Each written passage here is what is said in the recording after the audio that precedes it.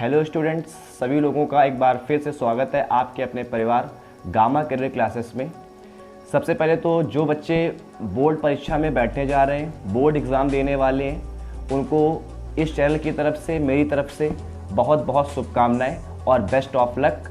आप सभी लोगों का बच्चों एग्ज़ाम जो है वो बहुत अच्छा जाने वाला है, क्योंकि आपने पूरे साल बहुत मेहनत करी है। इस बात की आपको बिल्कुल भी टेंशन नहीं लेनी है कि हमारा एग्ज़ाम कैसा होगा, रिज़ल्ट क्या आएगा। रिज़ल्ट की बात तो बहुत दूर की है, पहले अभी एग्ज़ाम होने हैं, इसलिए पहले आपको अपना पूरा 100% फोकस एग्ज़ाम में लगाना है। ठीक है, तो रिज़ल्ट की बिल्कुल भी चिंता नहीं करनी है कि हमें क्या आएगा क्या नहीं आएगा। सबने खूब मेहनत करी है, जो भी पेपर आपके सामने आएगा वो आपको पूरा आता होगा, ये आपको विश्वास अंदर रखना है। ठीक है, तो लेकिन बच्चों आप लोग को जो मैंने देखा है कि बहुत सारे बच्चों में कुछ दिक्कत रहती है जब वो एग्ज़ाम में बैठते हैं या एग्ज़ाम से पहले उनको अंदर से एक प्रेशर महसूस होता है।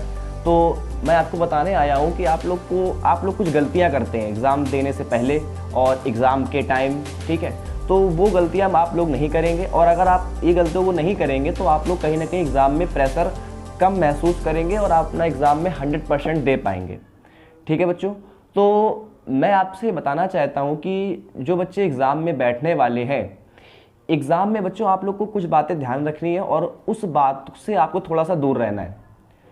बच्चों जब आप एग्ज़ाम में बैठते हैं तो एक्चुअल में एग्ज़ाम के 12 घंटे पहले से ही आपका एक रूटीन होना चाहिए कि मुझे ये चीज़ करनी है और ये चीज़ नहीं करनी है।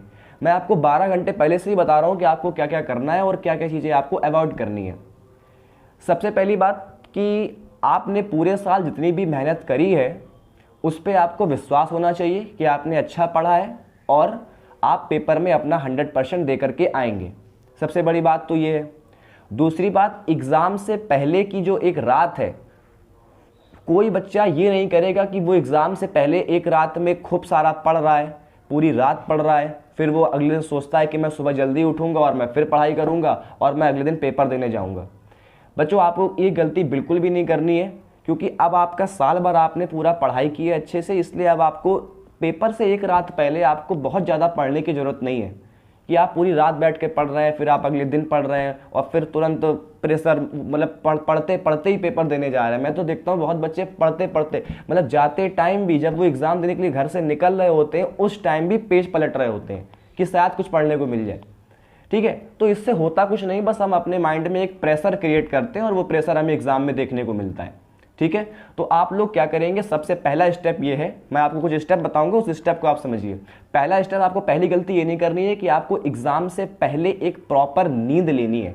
मतलब कि आपको पूरी रात पढ़ाई नहीं करनी है, आप लोग बस 10-11 बजे तक पढ़िए और जितना आप लोग का मन करे वो भी ना पढ़िए तो वो भी मत पढ़िए, थोड़ा बहुत पढ़िए। अगर आपको थोड़ा कुछ लग रहा है कि ये इंपॉर्टेंट मैं देख लूँ तो कुछ आप पढ़िए और उसके बाद आप लोग सोइए आराम से, और प्रॉपर कम से कम 6 से 7 घंटे की नींद आप लोग एग्जाम में बैठने से पहले लें, ताकि आप लोग को एग्जाम में जब बैठे तो आपको किसी प्रकार का कोई आलस महसूस ना हो, एग्जाम करते टाइम आप फ्रेश महसूस करें।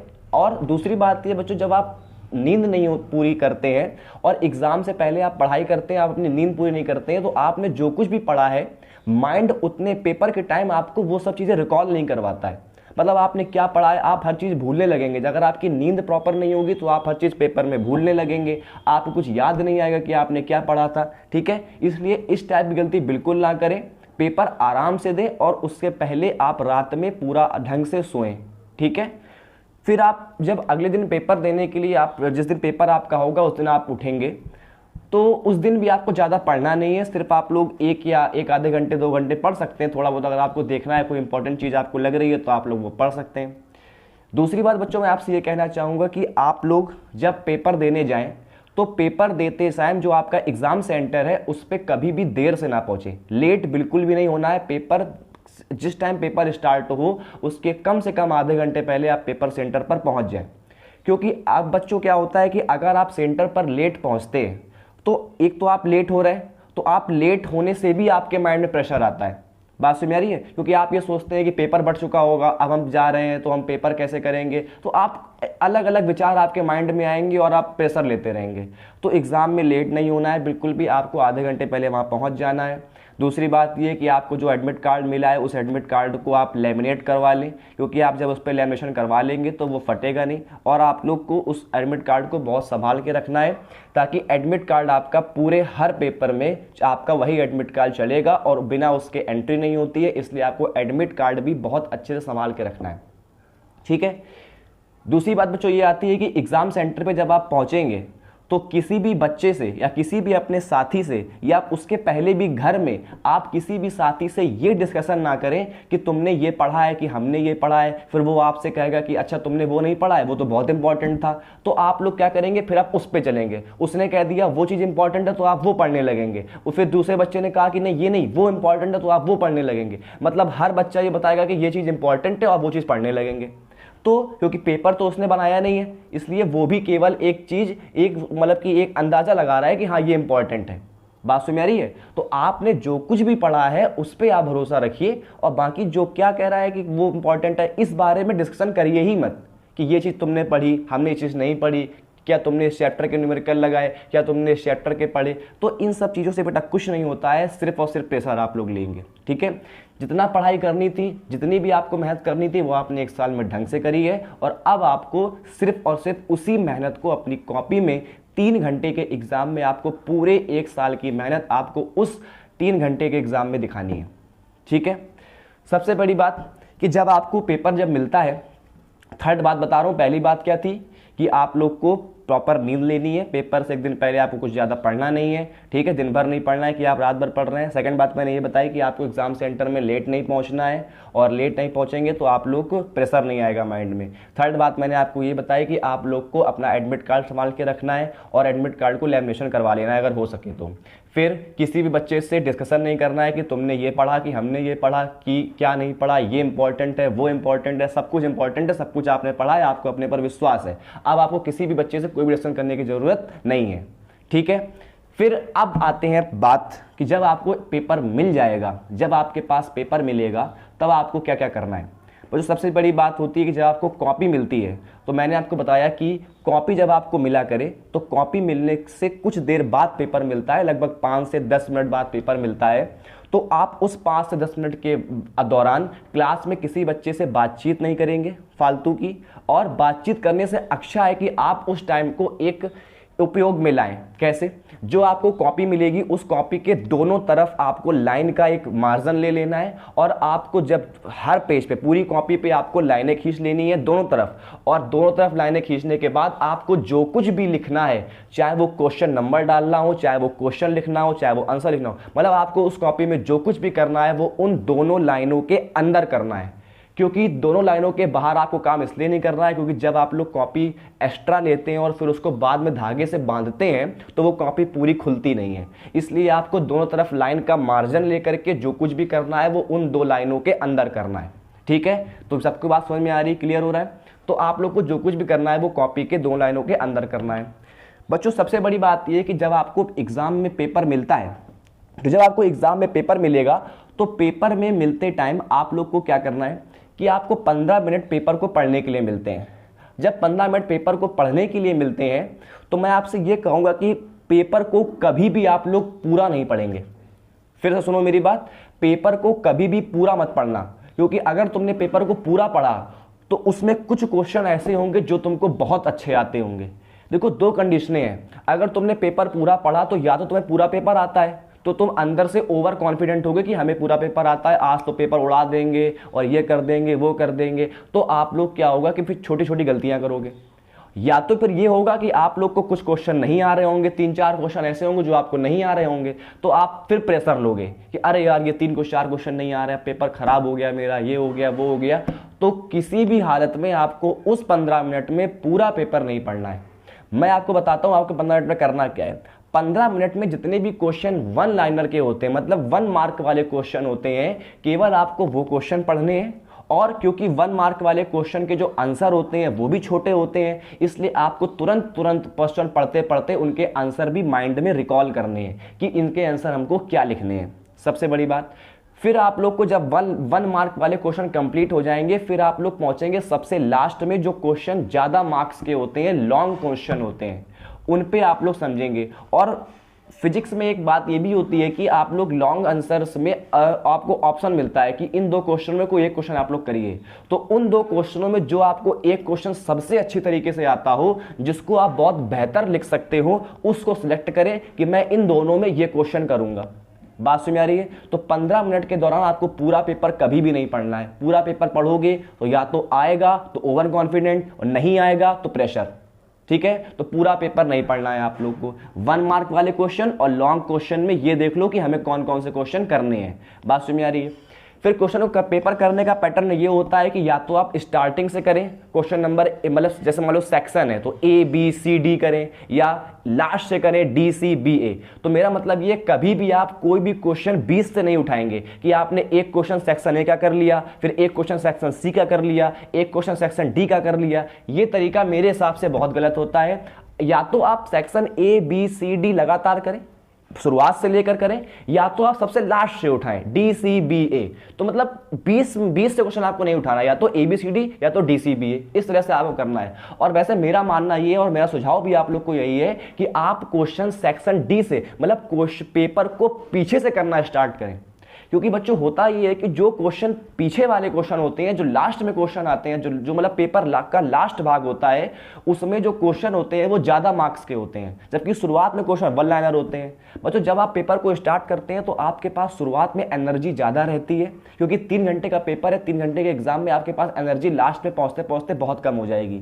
इसलिए शुरुआत में आपके पास एनर्जी ज्यादा रहती है, आपका माइंड बहुत अच्छा काम करता है, क्योंकि अभी अभी आपने काम करना चालू किया है। इसलिए आप लोग लॉन्ग क्वेश्चन पहले करें। जो क्वेश्चन ज्यादा मार्क्स के आए हैं उन क्वेश्चनों को आप लोग पहले अटेम्प्ट करें और उनको इतना अच्छा लिखने का प्रयास करें। और आप अच्छा लिख भी सकते हैं, क्यों? क्योंकि आपका माइंड शुरुआत में बहुत अच्छा काम करेगा। जब आपका 1 घंटा 2 घंटे बीत जाएंगे तो आपके अंदर थोड़ी एनर्जी की कमी आएगी। इसलिए तब आप लोग करेंगे 1 मार्क वाले क्वेश्चन, क्योंकि उसमें अगर एनर्जी कम भी रही तो आपका काम चल जाएगा, क्योंकि उसके आंसर्स छोटे होते हैं। लेकिन जब आपके पास शुरुआत में एनर्जी ज्यादा थी तो आपने लॉन्ग क्वेश्चन किए, और लॉन्ग क्वेश्चन करने के लिए आपको लॉन्ग क्वेश्चन क्या किए, अच्छे क्वेश्चन किए, खूब बड़े बड़े आंसर लिखे, और आपने अच्छे से उनको डिफाइन किया है, फिगर बनाया है, सब कुछ बनाया है। तो आप लोग ये करेंगे कि सेक्शन डी मतलब जो ज्यादा नंबर के मार्क्स वाले क्वेश्चन है उनको आप लोग पहले अटेम्प्ट करें, उनको अच्छे से करें, और फिर आप लोग 1 मार्क वाले क्वेश्चन लास्ट के लिए रखें, ताकि आप लोग को अगर वहां पर एनर्जी कम भी हो जाए लास्ट में आपकी, तो आपको 1 मार्क वाले क्वेश्चन में, क्योंकि आंसर छोटा लिखना होता है, इसलिए आप लोग को दिक्कत नहीं होगी।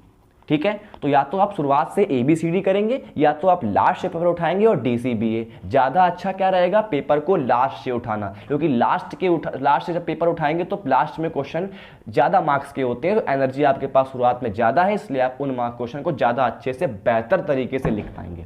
तो आई होप आप लोग को बात समझ में आ रही होगी।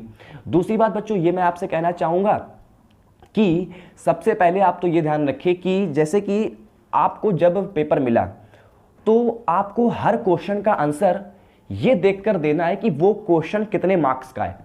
अब पता चला कि कोई क्वेश्चन आया और वो क्वेश्चन सिर्फ 1 मार्क्स का है, लेकिन आप क्या कर रहे हैं कि उस 1 नंबर के क्वेश्चन में आप लोग पोथी लिख रहे हैं, 1 पेज 1.5 पेज लाओ, ये भी लिख देते हैं, ये भी लिखते हैं, ये भी लिखते हैं, मतलब जो जो आपको आता था सब आपने उस पर लिख दिया।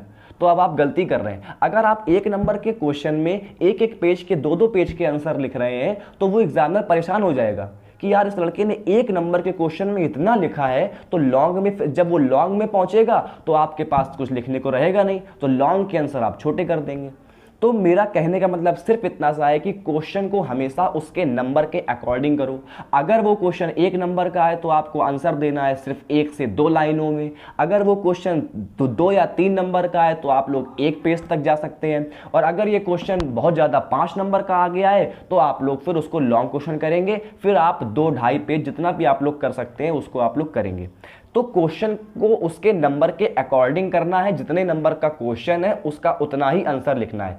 अगर आपके क्वेश्चन में ये आया कि एक्सपेरिमेंट का नाम लिखो तो आपको सिर्फ एक्सपेरिमेंट का नाम ही लिखना है, ना कि उसकी व्याख्या करनी है। बात समझ में आ रही है आप लोग को? तो इन बातों का आप लोग को बहुत ज़्यादा ध्यान रखना है।